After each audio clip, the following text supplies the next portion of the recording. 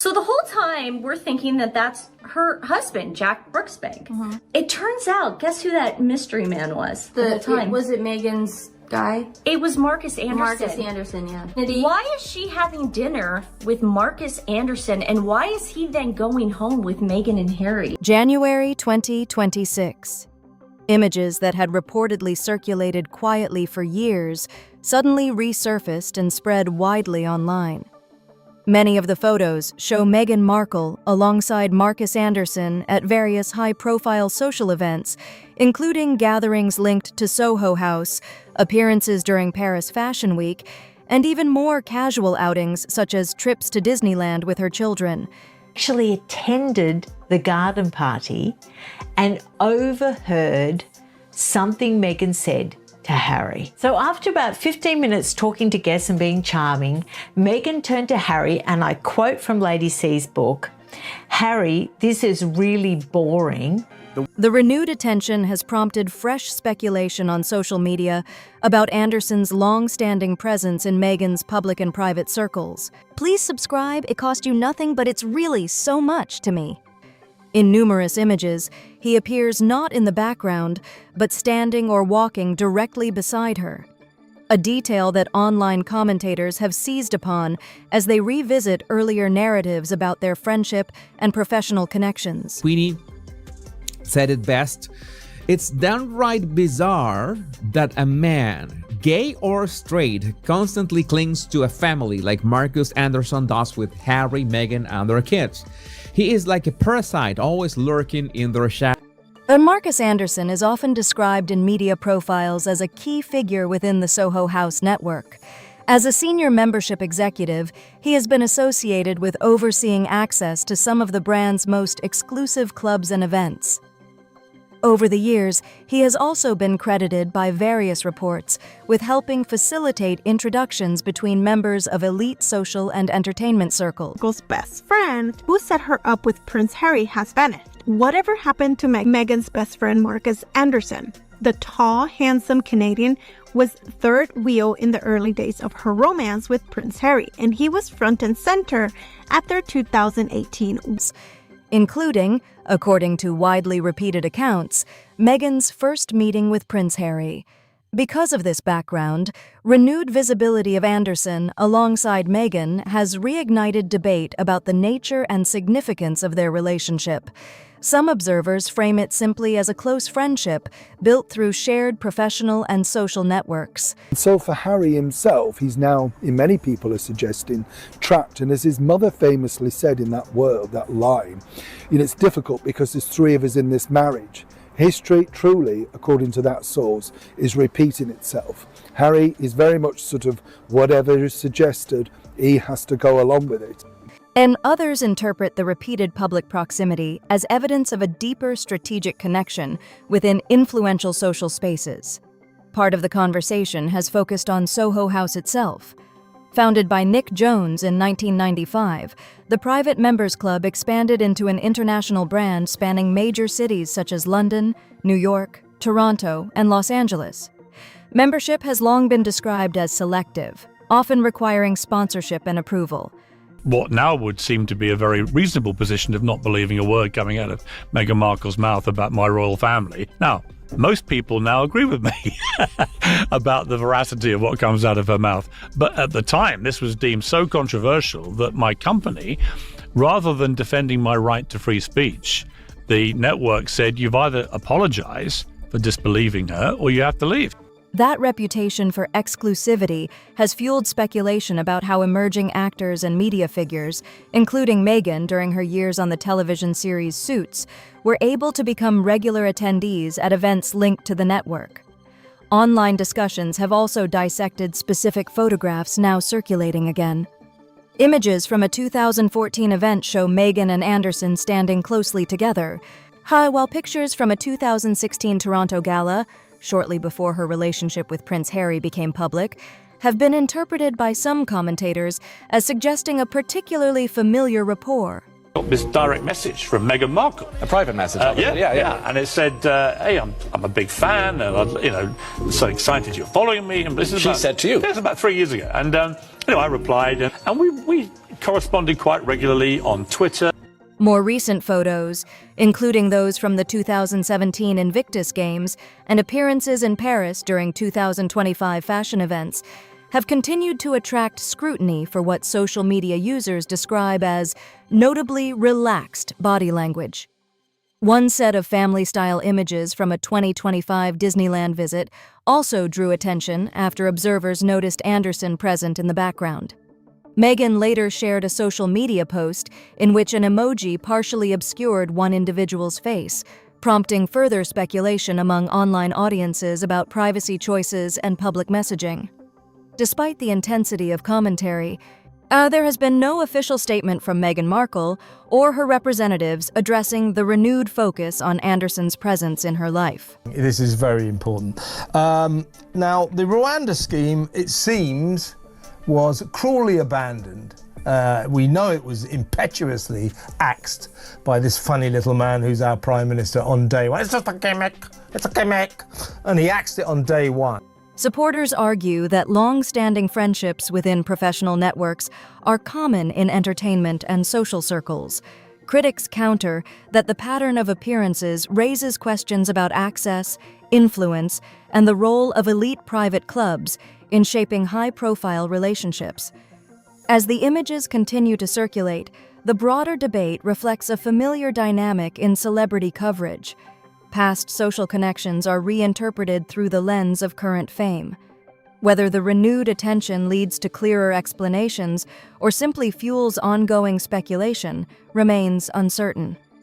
For now, the resurfaced photos have once again placed Meghan Markle, Marcus Anderson, and the world of Soho House networking at the center of online conversation. Know if a meeting is definitely going to take place. We do know the Duke of Sussex is very keen to see his father. I think the key issue is that if any details of this meeting, should it go ahead, are leaked to the media, that could compromise a reconciliation, because what I'm told is at the heart of all of this, Soho House policies have often been cited in online discussions about how access to its venues works. According to widely shared accounts, guests are typically expected to remain with the member who invited them during visits. This detail has fueled speculation among some commentators that Meghan Markle may have attended certain events as the guest of Marcus Anderson, rather than as an independent member. However, Soho House does not publicly comment on individual memberships or guest arrangements. Marcus Anderson has long been associated with the Private Members Club network, which was founded by Nick Jones. Although Jones stepped down as CEO in November 2022 following a prostate cancer diagnosis, reports indicate he has remained involved in creative direction and membership culture. Soho House itself is often described as more than a social club, a global networking hub where figures from entertainment, business, and media connect away from public scrutiny. Another venue linked to early accounts of Harry and Meghan's relationship is Babington House, a countryside property owned by the Soho House Group. Media reports and royal biographies, including commentary attributed to writer Katie Nicholl, have suggested that Prince Harry sought Anderson's help in arranging an initial private introduction with Meghan in London in 2016. The meeting reportedly took place in a small group setting, giving them space to talk informally. Sources and commentators who revisit this period often portray Anderson as someone who handled logistics and helped maintain privacy around early dates and social gatherings. In celebrity culture, such roles are sometimes described as facilitation, connecting people, arranging venues, and managing discretion. Supporters view this as a normal function within elite social and professional networks, while critics interpret it as evidence of strategic positioning within influential circles. The broader narrative circulating online suggests that Meghan's friendship with Anderson coincided with increased visibility at exclusive events across cities such as Toronto, London, and Los Angeles. Observers who frame the story skeptically argue that this reflects deliberate networking that contributed to her later rise in public prominence.